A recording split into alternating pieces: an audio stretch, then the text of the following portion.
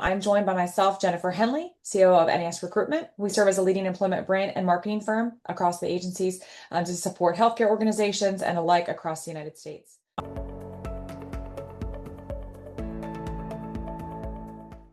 So these persistent shortages, plus that burnout that our providers are experiencing and that turnover means that the physician labor market remains highly competitive and volatile going into 2026. And so 50% of physicians do report feeling burnt out in 2025, which is not good. This is down from the pandemic peaks around the 2025 peak, but it's still a major driver of early retirement as well as turnover. Shifts the dynamic now. We're not just selling a role to them, we're differentiating an experience really for them when they come to interview. And so speed now becomes table stakes, and agility and authenticity are really the differentiators, I think, when you have a candidate coming to your organization.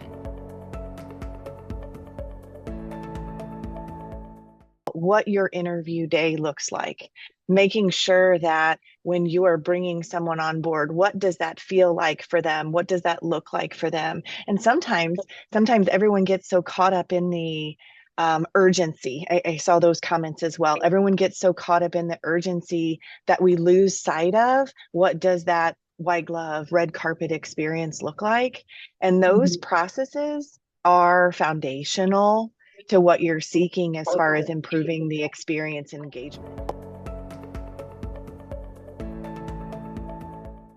And I think it's really important to take time to pause and reflect on that and pivot if you need to. And so I do feel like that kind of occurred for us in 2025. We did have a change in leadership. We had a change in structure. With me being new coming in, we kind of took time to pause and stop and think through some of what was working, what wasn't.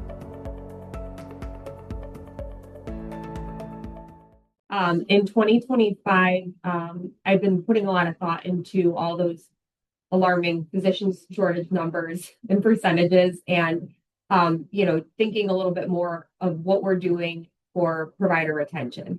So last year, I put together a provider retention committee to help brainstorm and come up with a provider retention strategy.